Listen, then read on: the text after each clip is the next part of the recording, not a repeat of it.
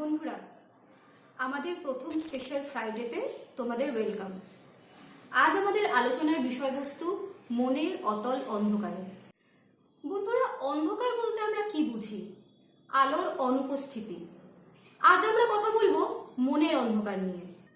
আমাদের মনের আলোকিত অংশের ঠিক পাশাপাশি থাকে একটা অন্ধকার দিক, এবং তা অনেকটাই আমাদের অজানা। আর সেই অজানা দিকটাকে যদি ঠিক করে জানা না যায়, বোঝা না যায়, তাহলে কত মনই অকালে ধ্বংসপ্রাপ্ত হয়। আজ আমরা কথা বলবো একাধারে বিশিষ্ট লেখক, সাহিত্যিক ও শিক্ষক শরীন্দ্র মুখোপাধ্যায়ের সাথে। কিছু প্রশ্নের উত্তর খুঁজতে চেয়ে পৌঁছতে চাইব সেই মনের অতল অন্ধকারে। শরীন্দ্রদা, এক মুহূর্তকে সময় দেওয়ার জন্য অনেক ধন্যবাদ। তোমাকে আমার কিছু প্রশ্ন করার আছে। তার মধ্যে একটা হলো, একজন সুস্থ মানুষ কোনোভাবে ডিপ্রেসড হয়ে যেতে পারে কি? সংশ্লিষ্ট মানুষটি বুঝবে কি করে যে সে ডিপ্রেসড হয়ে পড়েছে কিনা? প্রথম কথা, আমি তোমাদেরকে ধন্যবাদ জানাই, এক মুহূর্তকে ধন্যবাদ জানাই তোমরা এরকম একটা অনুষ্ঠান করছো এবং এই বিষয়টা নিয়ে যে আলোচনা করা হচ্ছে সেটা খুব একটা ভালো উদ্যোগ। যে প্রশ্নটা তুমি আমায় করলে, প্রথম কথা আমি একটা কথা বলে রাখি, আমি কিন্তু মনস্তাত্ত্বিক নই এবং সেই বিষয়ে আমার কোনো পড়াশোনাও সেই অর্থে নেই। কিন্তু হ্যাঁ, নাটক করা, লেখালেখি করার সূত্রে চরিত্র নির্মাণ করতে গেলে তো চরিত্রের মনস্তত্ত্ব বুঝতে হয়। তো সেই কারণে সেই জন্য কিছু রিয়েলাইজেশন তৈরি হয়েছে আমার, কিছু মানে আমার নিজের রিয়েলাইজেশন থেকে যেটা আমার মনে হয়েছে আমি সেটুকুই আমি বলতে পারবো। এখন এক্ষেত্রে তুমি বলছো যে সুস্থ মানুষ বলতে তুমি কি বলতে চাইছো? মানে সুস্থ মানে কি শারীরিকভাবে সুস্থ? এখন এমন অনেক মানুষ আছে যারা শারীরিকভাবে সুস্থ কিন্তু মানসিকভাবে অসুস্থ। আবার এমন অনেক মানুষ আছে যারা শারীরিকভাবে অসুস্থতার কারণে মানসিকভাবে অসুস্থ। এখন ডিপ্রেশন ব্যাপারটা যখন একটা সাধারণ মানুষের মধ্যে আসে তখন সেটাকে সে ডিপ্রেশন বলে চিনতে পারে না। ডিপ্রেশন যে টার্মটা, এটা তো একটা সাইকোলজিক্যাল টার্ম, এই টার্মটা সে বোঝে না। সে একটা জিনিস বলে, যেটা আমরা সবাই বুঝি, সেটা হচ্ছে ভাল লাগছে না, আমার ঠিক ভাল লাগছে না। এই না ভালো লাগাটা থাকে এবং এইটা যখন মানে বারবার হতে থাকে, খুব ফ্রিকুয়েন্টলি হতে থাকে এবং কিছু কিছু বিশেষ বিশেষ ক্ষেত্রে হতে থাকে, তখন সে মানুষটা বুঝতে পারে যে এটাকে ডিপ্রেশন বলে। হ্যাঁ, তো সুতরাং তার মানে হঠাৎ করে বোঝার উপায় নেই যে ডিপ্রেশনে চলে গেছে। তার এই খারাপ লাগাটা একটা খারাপ লাগা বা একটা ভালো না লাগার বিষয় তৈরি হয় এবং সেটা তৈরি হয় মূলত অতৃপ্তি থেকে। কোনো কিছু একটা এক্সপেকটেশন, সেটা না মেটার জন্য একটা অতৃপ্তি তৈরি হয়, সেখান থেকে ভালো লাগছে না জিনিসটা তৈরি হয়। এটা যখন রিপিটেড হয় তখন সেটা ডিপ্রেশন বলে আমার মনে হয়।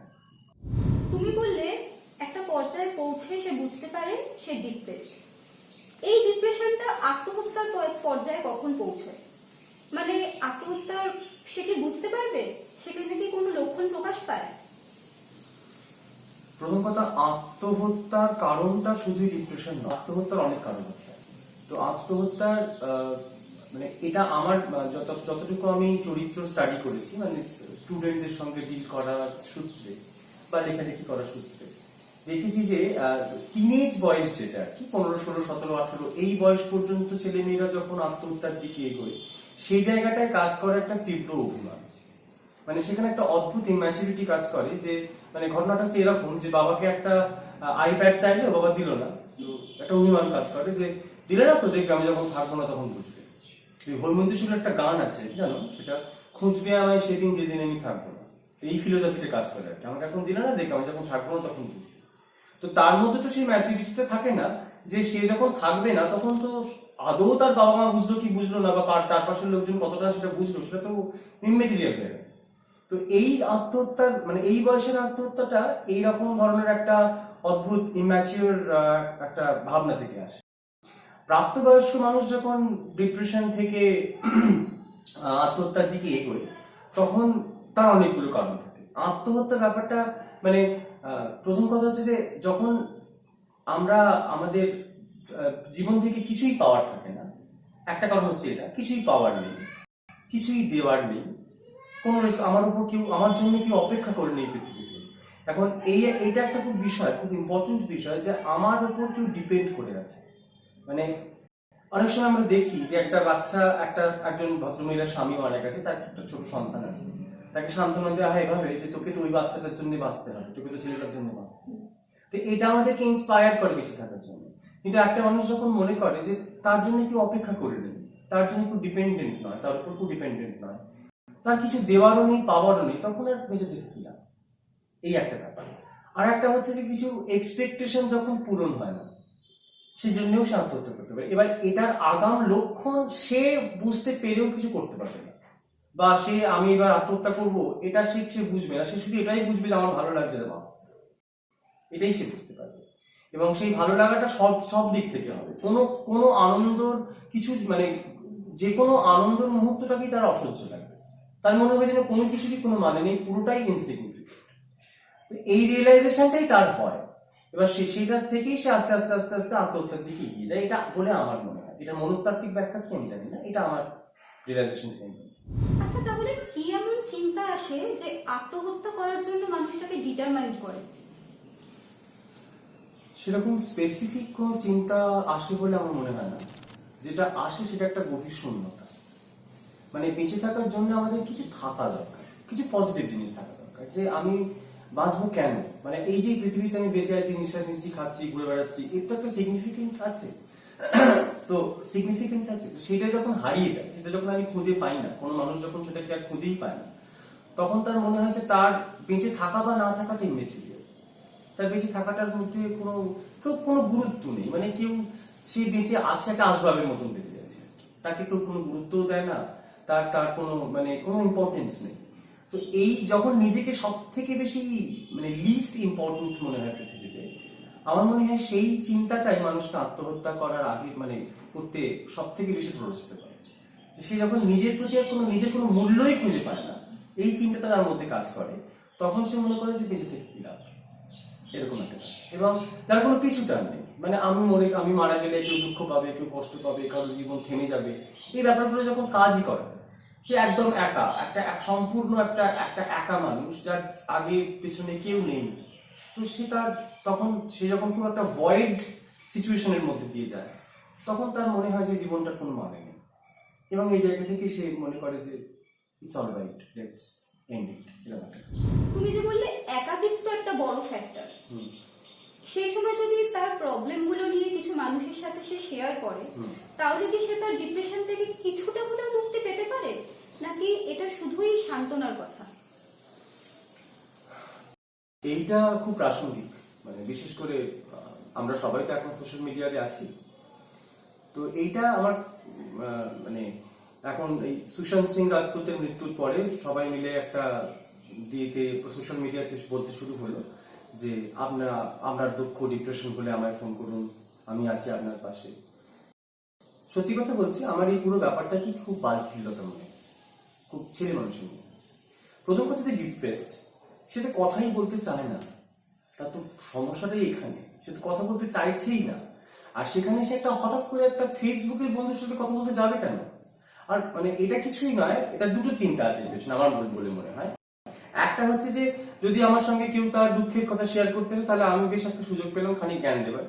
বিনা পয়সায় জ্ঞান দিতে সবাই ভালোবাসে, এটা খুব ইন্টারেস্টিং একটা ব্যাপার। আর একটা হচ্ছে যে ওই আর কি একটুখানি বন্ধুত্বের হাত বাড়ানোর একটা অদ্ভুত আইডিয়া দিচ্ছে।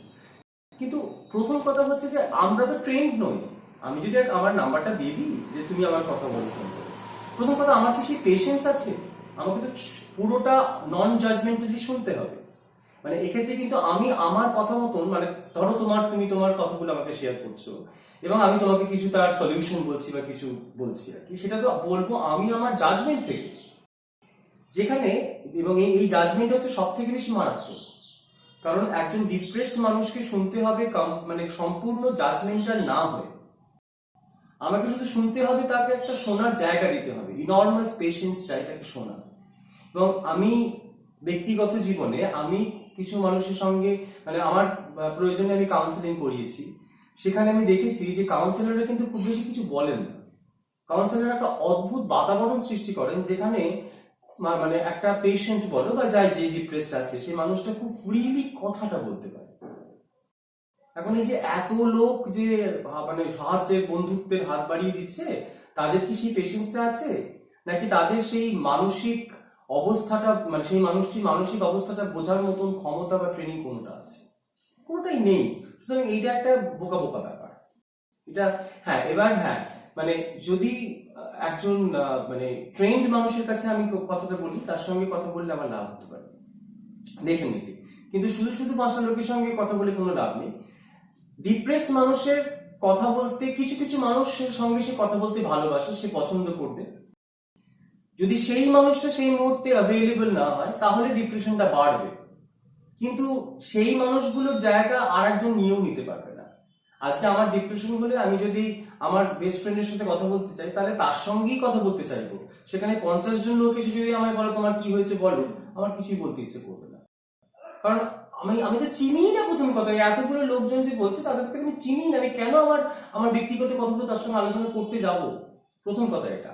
আর অনেকে তো মানে ডিপ্রেসড থাকাকালীন মানুষ তো তার বাবা মায়ের সাথে কথা বলতে, মানে একটা কমফর্ট জোন চায়। এটা সেই বাবা মা হোক, ভাই হোক, প্রেমিক প্রেমিকা হোক, বন্ধু হোক, টিচার হোক, একটা কমফর্ট জোন। সেই কমফর্ট জোনটা সবার দিতে। সুতরাং এই যে একটা জেনারেলাইজ ব্যাপার, মানুষের সঙ্গে কথা বললেই মন ভালো হয়ে যাবে, এটা কোনো। তুমি ট্রেন্ড মানুষের কথা বললে, মানে তুমি মনোবিদের কথা বলতে চাইছো, কিন্তু সকলে তো সবসময় মনোবিদের কাছে যেতে পারে না। তাহলে সেক্ষেত্রে কি তার কাছের মানুষরা, তার চারপাশের মানুষরা কি তাকে কোনোভাবে সাহায্য করতে পারে?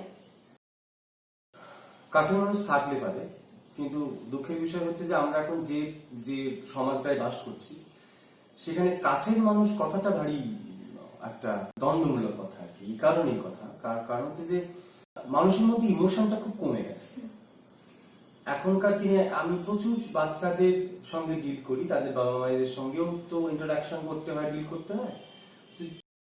যেটা দেখা যাচ্ছে সেটা হচ্ছে যে বাবা মায়েরা, মানে একটা কাপল, একটা স্বামী স্ত্রী, তারা বাবা মা হয় শুধুমাত্র বায়োলজিক্যাল এলিজিবিলিটি দিয়ে।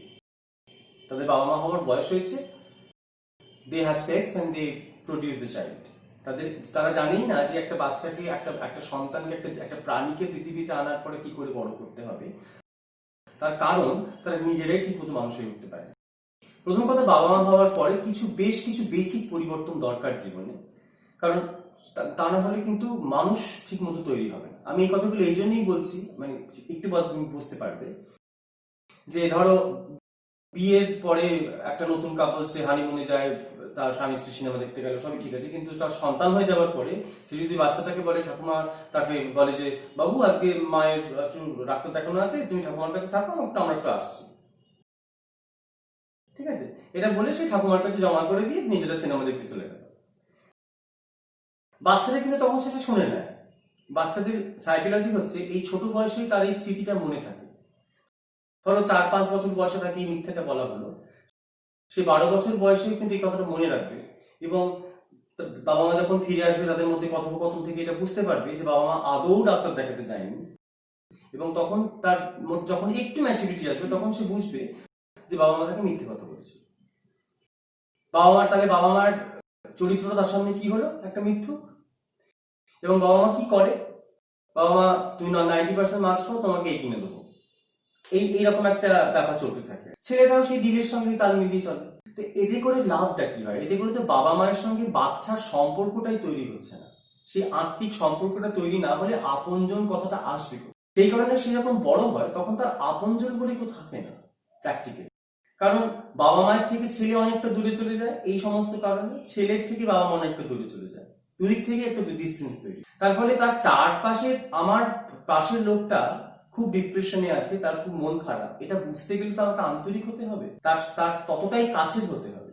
কিন্তু দুঃখের বিষয় হচ্ছে যে এখনকার দিনে সেই কাছের মানুষটা পাওয়া, যদি থাকে তাহলে নিশ্চয়ই কিছু আচরণ দেখে এটা বোঝা উচিত। সেগুলো কি? ধরো সেগুলো হতে পারে যে আমি যদি দেখি যে আমার খুব কাছের মানুষটা নিজেকে সমস্ত আনন্দ থেকে সরিয়ে নিচ্ছে, যে কোনো, তার টিভি দেখতে ভালো লাগছে না, তার খেতে ভালো লাগছে না, তার আনন্দ করতে ভালো লাগছে না, তার কিছুই ভালো লাগছে না। তো এই যে একটা মানে নেভার এন্ডিং ভালো না লাগা, এটা কেন হচ্ছে, সেটা যদি আমি সেই মানুষের প্রতি কনসার্ন হই তাহলে আমি এটা নিয়ে ভাববো যে কি হয়েছে তোমার, তুমি এরকম, তোমার এত খারাপ লাগছে, লেটস টক। কিন্তু আমরা তো প্রত্যেকেই প্রচন্ড ব্যস্ত, আমাদের তো অত সময় নেই যে আমার কাছের মানুষটার আদৌ কষ্টে আছে কি নেই এটাকে বোঝার জন্য সময়টা দেওয়া বা তার জন্য ভাবা। সুতরাং সেই কারণেই আত্মহত্যার প্রবণতাটাও বাড়ছে, তার কারণ কাছের মানুষই তো কমে যাচ্ছে, তারপরে এই ডিজাস্টারটা বাড়তে থাকছে। কোনো সন্দেহ নেই তোমার মতো একজন শিক্ষকের আমাদের এখনকার সমাজে খুবই প্রয়োজন। আচ্ছা সরেন্দ্র দা, আর একটা কথা বলো, তুমি যে বললে এখনকার সমাজে কাছের মানুষ খুবই দুর্লভ, তাহলে এই অবস্থায় একজন ডিপ্রেসড মানুষ কিভাবে নিজেকে ওই অবস্থা থেকে বের করে আনবে, বা সেটা কি আদৌ সম্ভব? প্রথম কথা, ডিপ্রেশন ব্যাপারটা সাংঘাতিক কিছু নয়, এটা যে কোনো মানুষেরই হতে পারে, সবাইকারই হয়।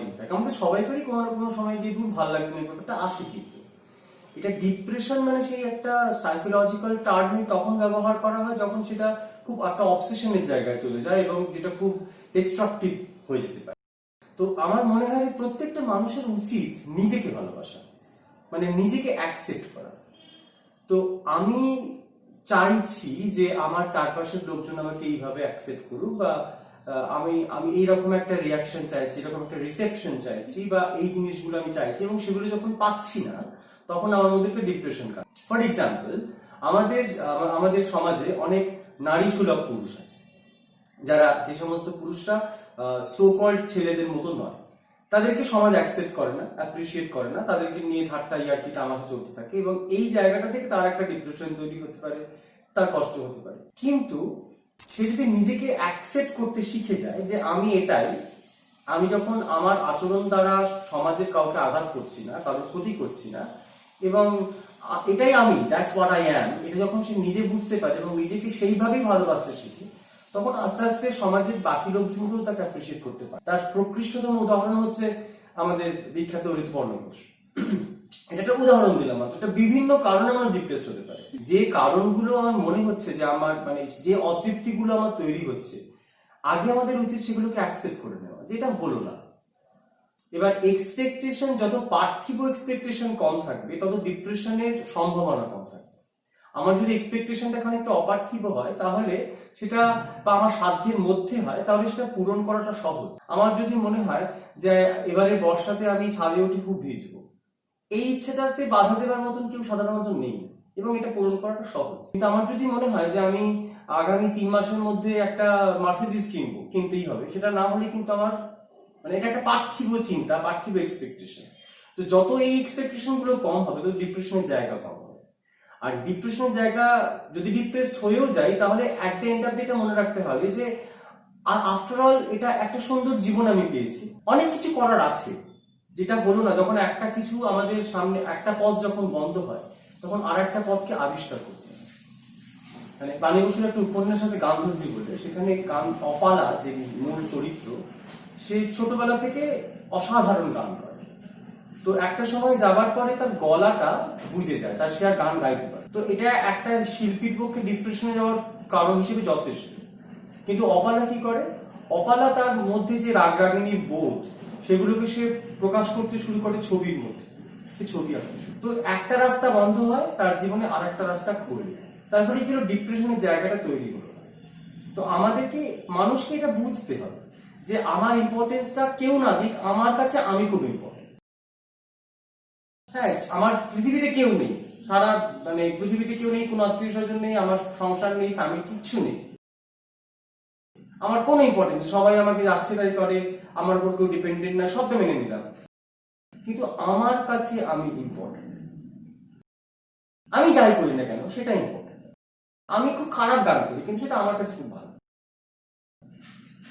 এইটুকু নিয়ে যদি মানুষ, এই ভাবনা চিন্তাটা যদি মানুষের মধ্যে থাকে, তাহলে কিন্তু অ্যাটলিস্ট আত্মহত্যার জায়গাটা তৈরি হবে না, ডিপ্রেশনকে মানুষ কাটিয়ে উঠতে পারবে বলে এটা আমার মনে হয়। সরিতদা, আমরা আমাদের আজকের অনুষ্ঠানের একদম শেষ পর্যায়ে এসে পৌঁছেছি। তোমার উদ্দেশ্যে বা তোমার কাছে আমার আর একটাই প্রশ্ন, তুমি একজন লেখক আর সাহিত্যিক হওয়ার পাশাপাশি একজন শিক্ষক, এই বিষয়ে তুমি তোমার ছাত্রছাত্রীদের কি বলবে বা কি উপদেশ দেবে? ছাত্রছাত্রীদের আমি যেটা সবসময় বলে থাকি সেটা হচ্ছে যে বি অনেস্ট। পৃথিবীর যে কোনো কিছুর সঙ্গে অনেস্টির সঙ্গে কম্প্রোমাইজ করো না, যেটাই কোনো অনেস্টি করো। তোমার যদি ফাঁকি মারতে ইচ্ছে করো সেটা অনেস্টলি ফাঁকি মারো, আর পড়াশোনা করতে গেলে সেটা অনেস্টলি করো। কারণ আমি বাড়ির সবাইকে দেখাচ্ছি যে আমি খুব পড়াশোনা করছি, সারাদিন বই মুখে নিয়ে বসে আছি, অথচ আমি ভাবছি যে কখন প্রিয়াঙ্কা চোপড়া সিনেমা দেখবো। এটা দরকার নেই। তোমার যদি প্রিয়াঙ্কা চোপড়া সিনেমা দেখতে ইচ্ছে করে তুমি গিয়ে দেখো, তুমি যখন পড়াশোনা করার ইচ্ছে হবে সেটা তুমি করো। একটা জিনিস বুঝতে হবে যে পৃথিবীতে প্রত্যেকটা মানুষের নিজস্ব দায়িত্ব আছে, নিজস্ব কাজ আছে। তোমাদের বাবা মায়েরা তাদের কাজ করছে, তার বাবা রোজগার করে আনছে, মা রান্না বান্না করছে বা হোয়াট এভার, তারা তাদের কাজকর্ম করছে। তোমার কাজটা কি? তোমার তো পড়াশোনা ছাড়া আর কোনো কাজ নেই, তোমাকে রোজগার করতেও বলা হচ্ছে না, সংসারের কাজ করতেও বলা হচ্ছে না। তাহলে তোমাকে যে সারাটা দিন তুমি পাচ্ছ সেটা তো তুমি করবে কি? তোমার পড়াশোনা করতে হবে, কারণ দিস ইজ দ্য ওয়ে, মানে এই সময়টা, দিস ইজ দ্য টাইম যখন তুমি তোমার জীবনটাকে বিল্ড করতে পারো। তাহলে সেই জায়গায় সেই নিজের কাজের ক্ষেত্রে তুমি ডিসঅনেস্ট কেন হবে? লজিক্যাল। এবং নিজের দায়িত্বটা নিজে নাও। মানে বাবা বলছে, মা বলছে বলে আমি করবো তা নয়, আমার এটা তো আমার কাজ, আমি করবো, ওটা তো আমারই ভালো। মানে নিজে লেখাপড়া করলে যে রেজাল্ট আসবে সেটা ভালো রেজাল্ট হলে যেমন আমার, খারাপ হলেও তো আমারই। তো তার জন্য তো আমার তোমাকেই ভুগতে, তো ওয়াই নট তুমি যেটাই করো সেটা খুব অনেস্টলি করো এবং সেভাবে এগিয়ে চলো। আর জীবনটা অনেক বড়, জীবনের একটা লক্ষ্য থাকবে এবং সেই লক্ষ্যটা খুব আইডিয়ালিস্টিক লক্ষ্য হবে। এবং যাই কিছু হয়ে যাক না কেন, একটা কথা মনে রাখবে যে তোমার বাবা মা তোমাকে এই পৃথিবীতে এনেছেন, তার প্রতি তোমার একটা কৃতজ্ঞতা থাকা উচিত। এবং পৃথিবীতে সব থেকে বেশি আনন্দের দিন বোধহয় সেটা যখন তুমি তোমার বাবা মার মুখে তোমার জন্য তৃপ্তি দেখতে পাবে বা তোমার জন্য হাসি। এর থেকে বড় আনন্দের আর কিছু হয় না। তো সেই রকম একটা আইডিয়ালিস্টিক লক্ষ্যের দিকে এগো। অর্থ সবসময় রোজগার করতে হবে সাংঘাতিক, সেটা তো সময় বলবে। তোমার কেরিয়ার কোন দিকে যাবে, কোন দিকে তুমি পৌঁছবে, কি নিয়ে পড়াশোনা করবে, সেটা তো ডিপেন্ড করছে। কিন্তু ততখানি সেই জার্নিটাকে উপভোগ করো। আর কোনো একটা লক্ষ্যে পৌঁছানো, মানে লক্ষ্যটাকে অ্যাচিভ করাটা থেকেও লক্ষ্যটার দিকে এগিয়ে যাওয়ার যে জার্নিটা, সেটা অনেক বেশি ইম্পর্টেন্ট এবং আনন্দদায়ক। সেই জার্নিটাকে উপভোগ করো, তাহলে জীবনটা অনেক সুন্দর লাগবে। আর একটা সবসময় মনে রাখবে যে একটা খুব স্মুথ সুখের জীবন কখনো সুন্দর হয় না। মানে একটা ছেলে জন্মালো, প্রচুর বাবা মায়ের প্রচুর পয়সা রয়েছে, সে খুব স্মুথলি পাস করলো, স্মুথলি চাকরি পেলো, স্মুথলি সংসার হলো, স্মুথলি মরে গেল। এর মধ্যে কোনো গল্প নেই, কোনো বৈচিত্র্য নেই, কোনো রং নেই। তো জীবনে যখন দুঃখ আসে, যখন আপস অ্যান্ড ডাউন আসে, সেটাই জীবনকে বৈচিত্র্য দেয়, বিচিত্রতা দেয়। মানে আমরা যে কালার গুলো খুঁজে পাই জীবনে, সেগুলো এইগুলো থেকেই খুঁজে পাই। এবং তখনই 80 বছর বয়সে গিয়ে তুমি একটা খুব সুন্দর জীবনে লিখতে পারবে, যখন তোমার জীবনে অনেক রকমের ঘটনা ঘটবে, তুমি অনেক এক্সপিরিয়েন্সের মধ্যে দিয়ে যাবে। সরেন্দ্র মুখোপাধ্যায়ের সাথে কথা বলে আমরা চেষ্টা করলাম মনের অন্ধকার কিছুটা দূর করা যায় কিনা। আমাদের এই প্রচেষ্টা সফল হলো কিনা তা তোমরা জানাও ভিডিওর কমেন্ট সেকশনে। এবং নিজেরা ভালো থেকো, সর্বোপরি নিজেকে ভালো রাখো, সাথে থেকো এক মুহূর্ত।